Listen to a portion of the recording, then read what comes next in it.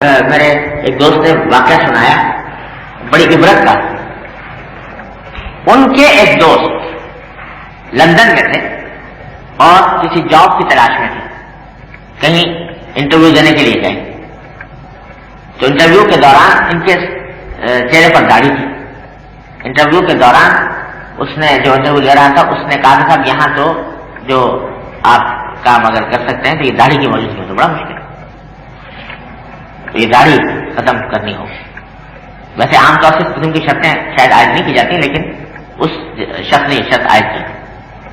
اب یہ بڑے پریشان ہو کہ میں داڑھی ختم کروں یا رکھوں.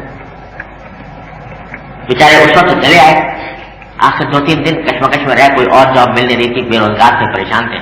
کیا کریں, آخر کار فیصلہ کر لیا کہ بھائی کیا کریں, اور کوئی راستہ مل نہیں رہا, چلو داڑھی کٹوا دیتے.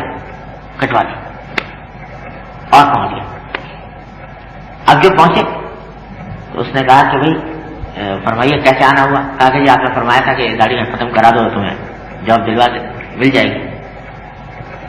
تو اس نے کہا کہ بات یہ ہے کہ آپ مسلمان کہ ہاں, آپ اس داڑھی کو ضروری سمجھتے تھے یا غیر ضروری سمجھتے تھے. کہا کہ میں پہلے ضروری سمجھتا تھا, اسی بات سے رکھی ہوئی تھی. کہا کہ جب آپ یہ جانتے تھے کہ اللہ کا حکم ہے اور اللہ کے حکم کے تحت آپ نے داڑھی رکھی تھی اور اللہ کے حکم کی پابندی کرنا چاہ رہے تھے, تو محض میرے کہنے سے آپ نے اللہ کے حکم کو چھوڑ دیا, جس کو آپ اللہ کا حکم سمجھتے تھے چھوڑ دیا. تو اس کے معنی ہے کہ آپ اپنے اللہ کے وفادار ہیں. جو اپنے اللہ کا وفادار نہیں وہ اپنے امپلائر کا بھی وفادار نہیں ہوتا. لہذا اب ہم آپ کو رکھنے سے معلوم ہے. تو خسرت دنیا والا داڑھی بھی گئی, اب لاکھ بھی.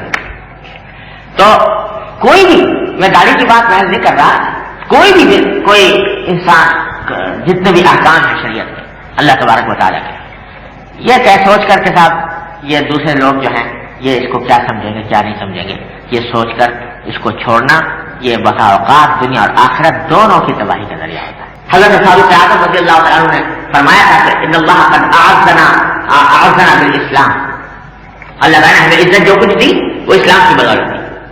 تو اگر اسلام کو ہم چھوڑیں گے تو اللہ تعالیٰ ہمیں عزت جو ہے ذلت سے ہم کراتا ہے. فاروق اعظم کا ارشاد ہے, تجربہ بھی ہے.